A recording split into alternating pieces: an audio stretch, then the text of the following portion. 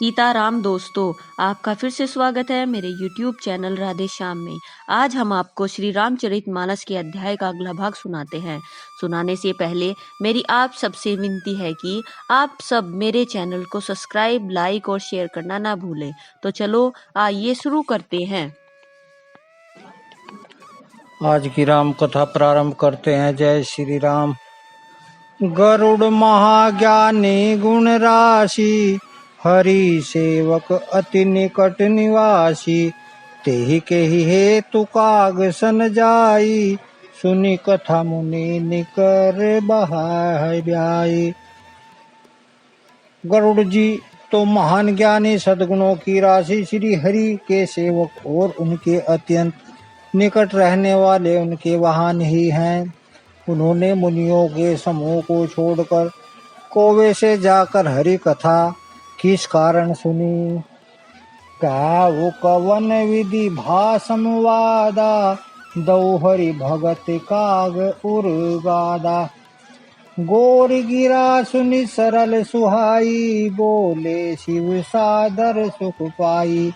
कहिए कागभूषण जी और गरुड़ जी, इन दोनों हरि भक्तों की बातचीत किस प्रकार हुई। पार्वती जी की सरल सुंदर वाणी सुनकर शिव जी सुख पाकर आदर के साथ बोले, धन्य सती पावन मति तोरी, रघुपति चरण प्रीति नहीं थोरी।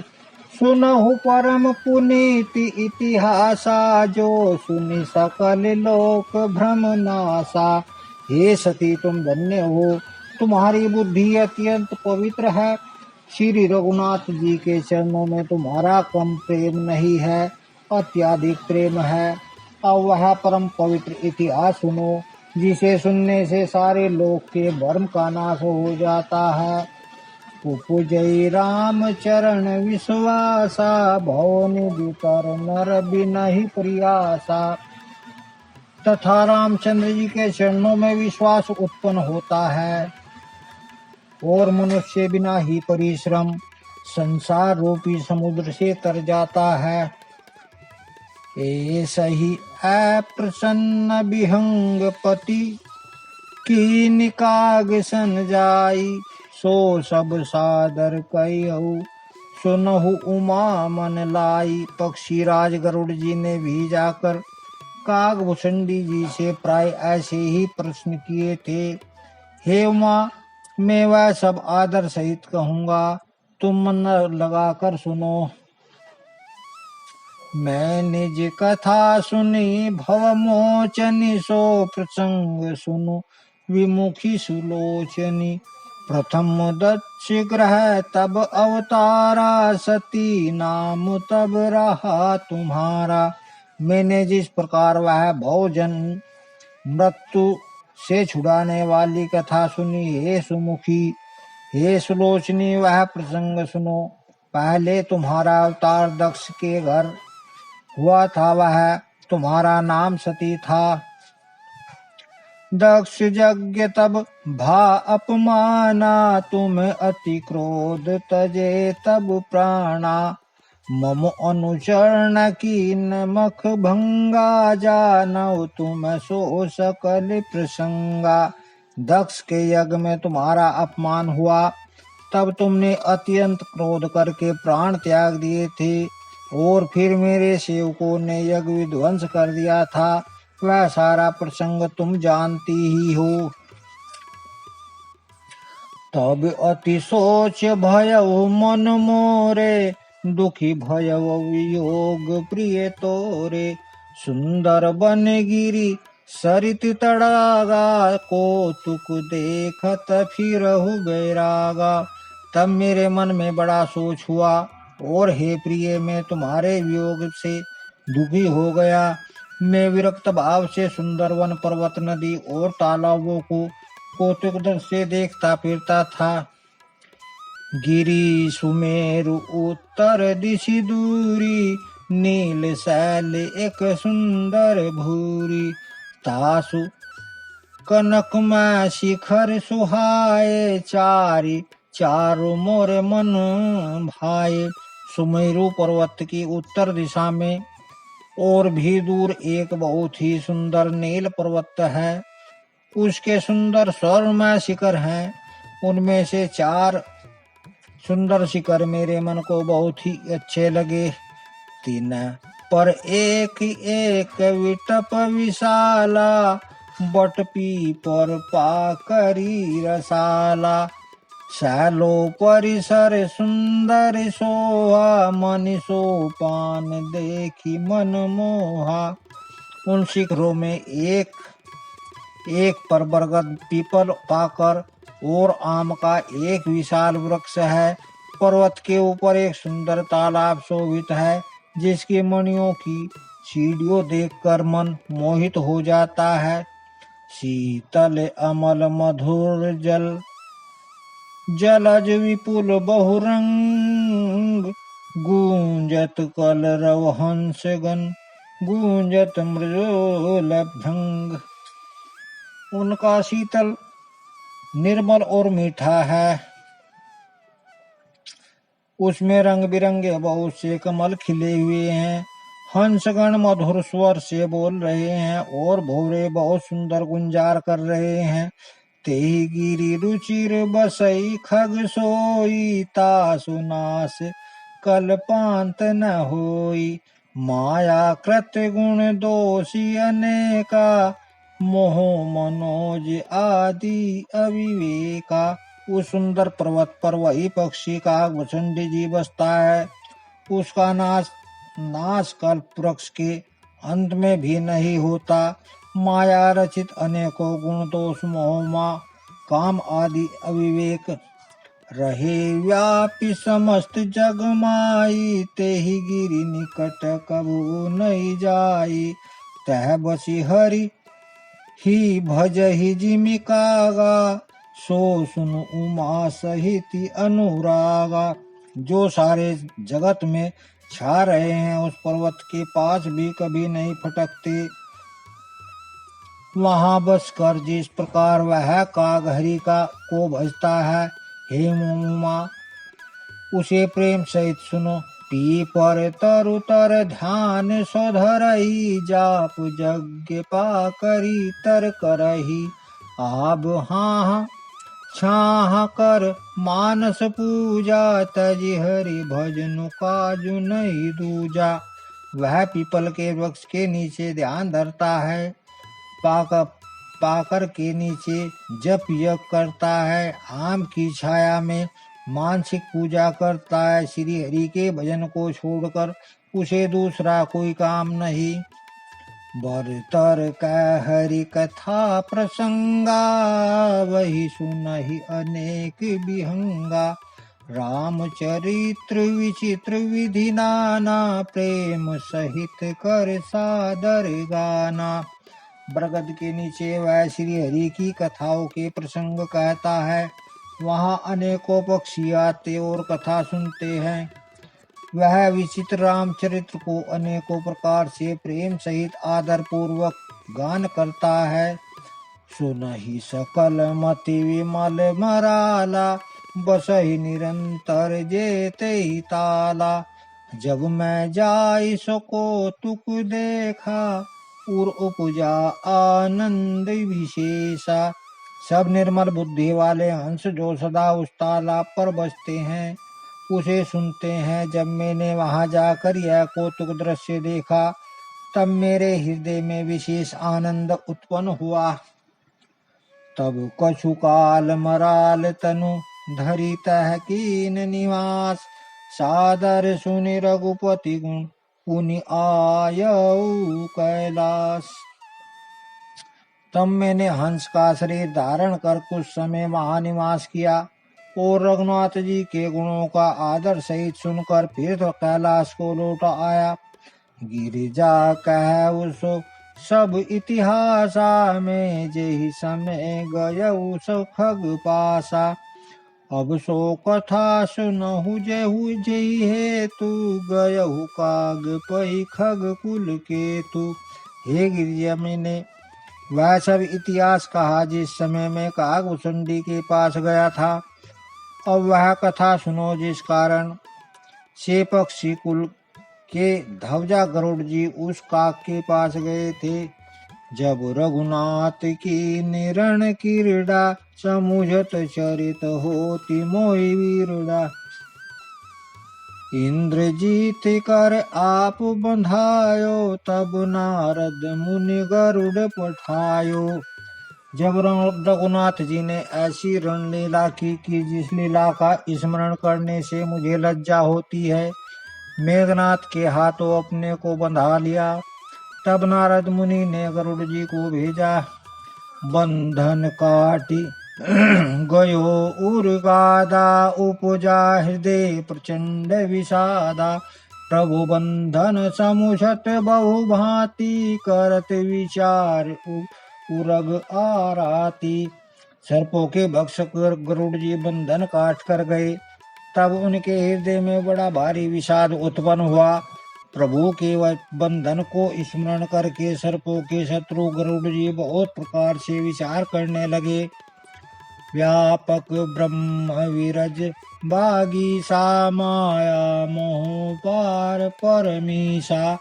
सो अवतार सुनहु जग माही, देखऊ सो प्रभाव कछु नाही। जो व्यापक विकार रहित वाणी के पति और माया मोह से परे ब्रह्म परमेश्वर हैं। मैंने सुना था कि वे जगत में उन्हीं का अवतार है, पर मैंने उस अवतार का प्रभाव कुछ भी नहीं देखा। भव बंधन तय छूटहि नर, जपि जाकर नाम। खर्व निशाचर बांधव, नाग फांस सोई राम। जिनका नाम जप कर मनुष्य संसार के बंधन से छूट जाते हैं, उन्हीं राम को एक तुच्छ राक्षस ने नाग फांस से बांध लिया। नाना भांति मन ही समुझावा, प्रगट न ज्ञान हृदय भ्रम छावा। खेद खिन्न मन तर्क बढ़ाई, भयो मोह वश तुम रही नाई। गरुड़ जी ने अनेकों प्रकार से अपने मन को समझाया, पर उन्हें ज्ञान नहीं हुआ। हृदय में भ्रम और भी अधिक छा गया। संदेह जतिन दुख से दुखी होकर मन में कुतर्क बढ़ाकर मैं तुम्हारी ही भांति मोहवश हो गए। व्याकुल गय हो देव ऋषि पाही, कशेषी जो संशय निज माही। सुनी नारद ही लागी अति दाया, सुनु खग प्रबल राम के माया। व्याकुल होकर मैं देव ऋषि नारद के पास गए और मन में जो संदेह था वह उनसे कहा। उसे सुनकर नारद को अत्यंत दया आई। उन्होंने कहा, हे गरुड़ सुनिए, श्री रामचंद्र जी की माया बड़ी ही बलवती है। जो ज्ञानी कर चित अपहरही, बरियाई विमोह मन करही। जेहि बहु बार नचावा मोही, सोई व्यापी विहंगत पति तोही। जो ज्ञानियों के चित्त को भी भली भांति हरण कर लेती है और उनके मन में जबरदस्ती बड़ा भारी मोह उत्पन्न कर देती है, तथा जिसने मुझको भी बहुत बार नचाया है, हे पक्षीराज, वही माया आपको भी व्याप गई है। महामोह उपजा उर तोरे, मिटहि न बेगी कहे खग मोरे। चतुरानन पहि जाहु खगेसा, सोई करहु जेहि होई निदेशा। हे गरुड़ जी, आपके हृदय में बड़ा भारी मोह उत्पन्न हो गया, यह मेरे समझाने से तुरंत नहीं मिटेगा। अतः हे पक्षीराज, आप ब्रह्मा जी के पास जाइए और वहाँ जिस काम के लिए आदेश मिले वही कीजिए। अस कही चले देव ऋषि, करत राम गुणगान। हरि माया पल वर्णत पुनि, पुनि परम सुजान। ऐसा कह कर परम सुजान देव ऋषि नारद श्री रामचंद्र जी का गुणगान करते हुए और बारंबार श्री हरि की माया का बल वर्णन करते हुए चले। तब खगपति विरंचि पहि गयहु, निज संदेह सुनावत भयहु। सुनि विरंचि राम ही सिरुनावा, समुझि प्रताप प्रेम अति छावा। तब पक्षीराज गरुड़ जी ब्रह्मा जी के पास गए और अपना संदेह उन्हें कह सुनाया। उसे सुनकर ब्रह्मा जी रामचंद्र जी को सिर नवाया और उनके प्रताप को समझकर उनके अत्यंत प्रेम छा गया। मन महु करहि विचार विधाता, माया बस कवि कोविद ज्ञाता। हरि माया कर अमिति प्रभावा, विपुल बार जेहि मोहि न चावा। ब्रह्मा जी मन में विचार करने लगे कि कवि कोविद और ज्ञानी सभी माया के वश में है। भगवान की माया का प्रभाव असीम है, जिसने मुझ तक को भी अनेकों बार नचाया। अगु जग मैं जग मम उपराजा, नहीं आ चरज मोह खग राजा। तब बोले विधि गिरा सुहाई, जान महेश राम प्रभुताई। यह सारा चराचर जगत तो मेरा रचा हुआ है, तब मैं ही मायावश नाचने लगता हूँ। तब पक्षीराज गरुड़ को मोह होना कोई आश्चर्य की बात नहीं। तदंतर ब्रह्मा जी सुंदरवाणी बोले, श्री रामचंद्र जी की महिमा को महादेव जी जानते हैं। बेनते शंकर पहि जाहु, ताति अनत पूछहु जनि काहू। तै होई तब संशय हानि, चलऊ विहंग सुनत विधि बानी। हे गरुड़ जी, तुम शंकर जी के पास जाओ। हे तात, और कहीं किसी से न पूछना, तुम्हारे संदेह का नाश वही होगा। ब्रह्मा जी का वचन सुनते ही गरुड़ जी चल दिए। परमातुर विहंगपति आयऊ, तब मोह पास जात रहु कुबेर ग्रह, रही हूँ उमा कलास। तब बड़ी आतुरता उतावले से पक्षीराज गरुड़ मेरे पास आए। हे उमा, उस समय मैं कुबेर के घर जा रहा था और तुम कैलाश पर थी।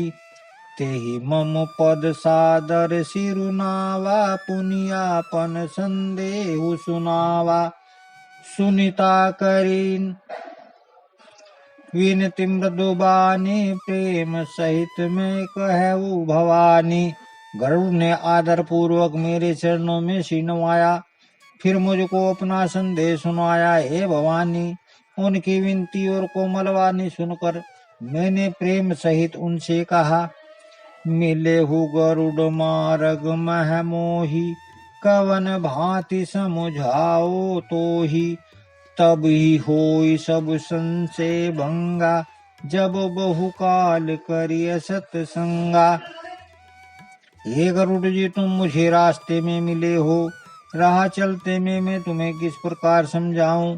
सब संदेहों को तो तभी नाश हो जब दीर्घकाल तक सत्संग किया जाए। सुनिए तहाँ हरि कथा सुहाई, नाना भांति मुनि है जो गाई।